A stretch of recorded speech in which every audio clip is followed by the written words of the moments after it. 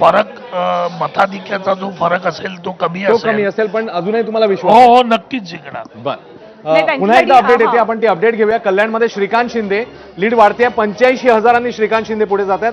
तर सांगलीमध्ये विशाल पाटलांच्या कार्यालयाबाहेर काहीशी गोंधळाची स्थिती बघायला मिळते. नाही, नेमकं काय घडते आपण जाणून घेण्याचा प्रयत्न करूया. पोलीस आणि कार्यकर्त्यांची बाचाबाची झाली आहे, कारण सांगलीमध्ये विशाल पाटलांच्या कार्यकर्त्यांनी खूप आधीपासूनच सेलिब्रेशन सुरू केलंय. त्यांचे बंधू प्रतीक पाटील आपल्याला दिसतात. विशाल पाटील यांच्या कार्यालयाबाहेर पोलीस आलेले आहेत, गुलाल उधळला जातोय.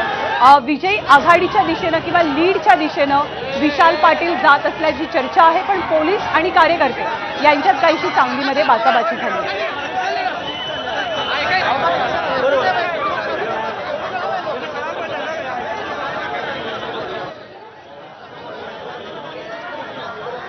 तर 10व्या फेरी अखेर वसंतराव चव्हाण यांची काय स्थिती?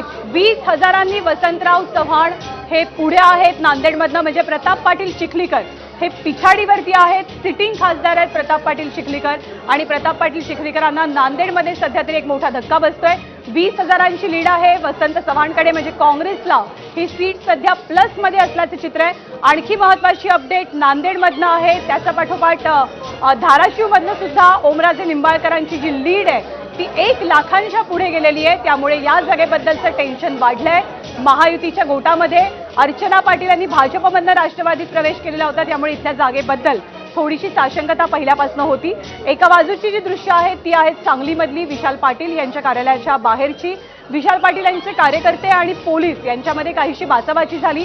सकाळपासूनच सेलिब्रेशन सुरू झालेलं आहे. नवनीत राणांची काय स्थिती? नवनीत राणा या पुन्हा एकदा पिछाडीवरती गेलेल्या आहेत. तर भिवंडीमध्ये महाविकास आघाडीचे सुरेश म्हात्रे हे 15,000 मतांनी आघाडीवर आहे. अश्विन, खरं त्यामुळे आघाडी ठिकठिकाणी वाढताना दिसते त्यांना. आणि मगाशी त्यांना तू नांदेडचा उल्लेख केलास. हो. नांदेडमध्ये आत्ताच्या घडीची इंटरेस्टिंग गोष्ट म्हणजे अशोक चव्हाण भाजपमध्ये गेल्यानंतर अशा प्रकारची आघाडी काँग्रेस उमेदवार घेतोय.